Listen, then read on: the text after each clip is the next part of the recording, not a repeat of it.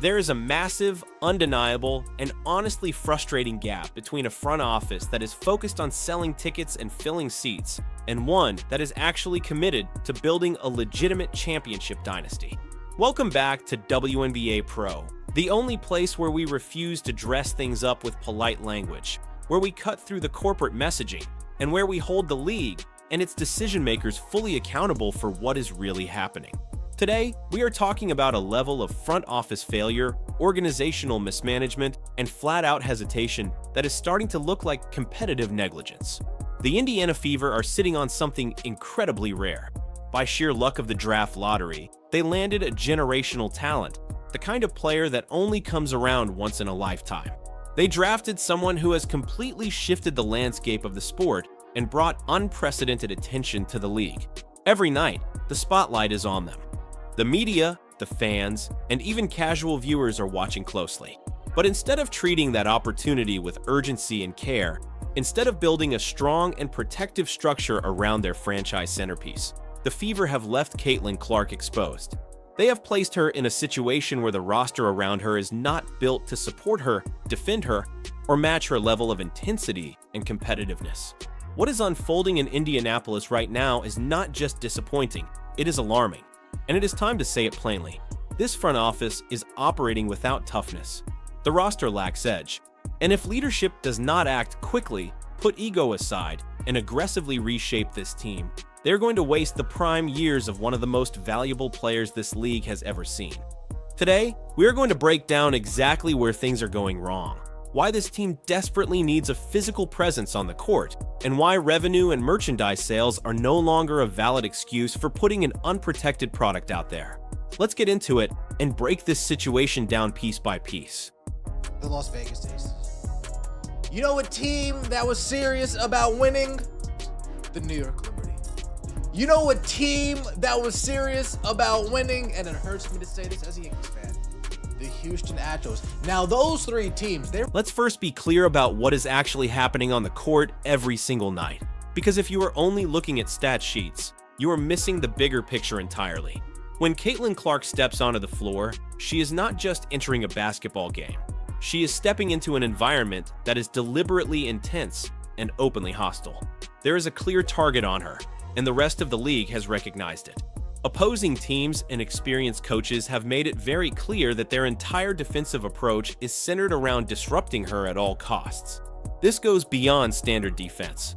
This is constant pressure, full court pickups from the very start, aggressive face guarding, physical contact coming off screens, players invading her landing space, and most importantly, repeated physical hits that often go uncalled. We are seeing hard contact that isn't penalized. We are seeing off-ball actions that push the limits. We are seeing a level of physical targeting that feels intentional. Now, some will argue that this is just part of professional basketball, that physical play is expected, and that rookies, especially highly hyped ones, are supposed to be tested. That argument has existed forever, but here is where the real issue begins. Historically, when a superstar is targeted like this, organizations respond. They adapt. They protect their investment. Think about how teams handled similar situations in the past. When Michael Jordan faced relentless physical defense from the Detroit Pistons, the Chicago Bulls did not sit back and accept it. They made moves. They brought in players who could match that physicality. They built a roster that sent a message. If you cross the line, there will be consequences. Now compare that to what we are seeing with Indiana. When Caitlin Clark takes a hard hit, who steps in? Who confronts the opposing team? Who sets the tone in response? The answer is no one. There is no immediate pushback. No presence that changes the energy of the game.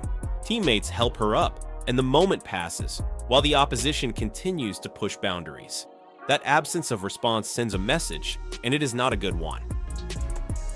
I just read a USA Today article, WNBA expansion draft.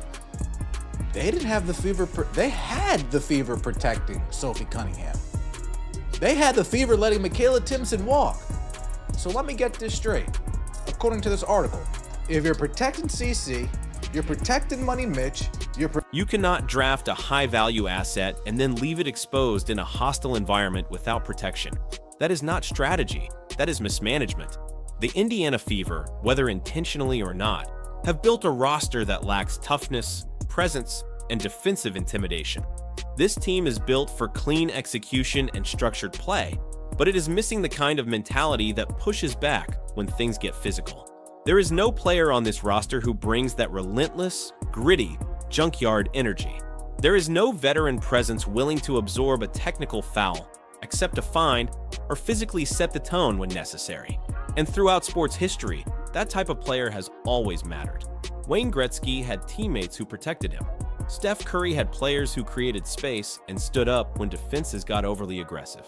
That balance is part of what allows stars to thrive. Right now, Indiana does not have that balance, and the rest of the league can see it.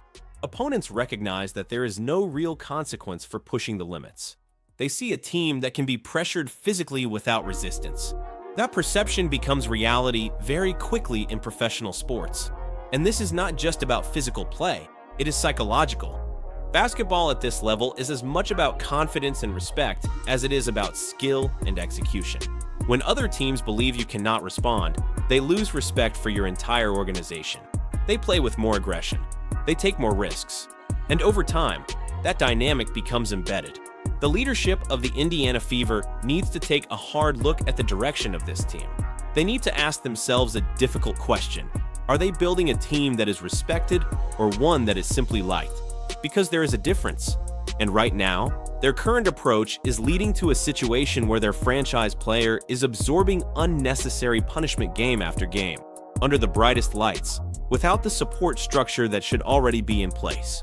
The mock draft results. Now here is where this situation becomes even more serious, because this is no longer just about wins and losses. It is about long-term When I saw Michaela Timpson on this list, when a franchise mishandles a generational talent this early in their career, the ripple effects do not just disappear.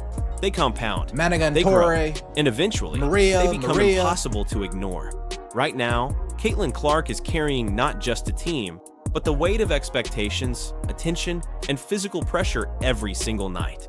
That alone is already a massive responsibility for any player, especially one so early in her professional career.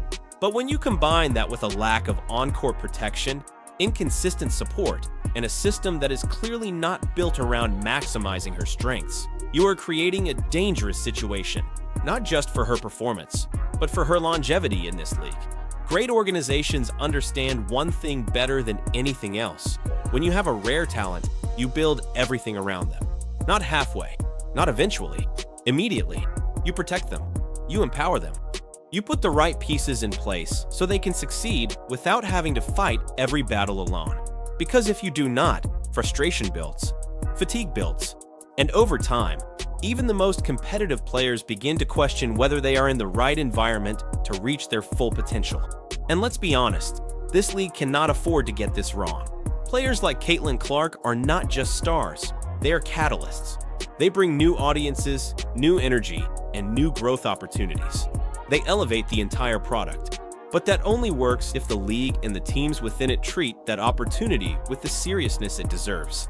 If the Indiana Fever continue down this path, if they continue to rely on passive roster construction, avoid physical presence, and ignore the clear warning signs, then they are not just risking games.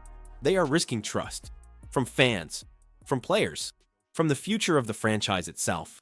This is the moment where leadership has to step up. This is where tough decisions need to be made. Whether that means making aggressive trades, bringing in experienced players who can shift the culture, or completely reevaluating the identity of the team, something has to change. And it has to change quickly, because if nothing changes, the outcome is predictable. More pressure, more targeting, more frustration, and eventually, more questions about why a once-in-a-generation opportunity was not handled the way it should have been. Now, if you are seeing what is happening and you are tired of the same excuses, make sure you hit that subscribe button, turn on notifications, and stay locked in right here with WNBA Pro. Because we are going to keep breaking this down, calling it exactly how it is, and holding every decision maker accountable every single time.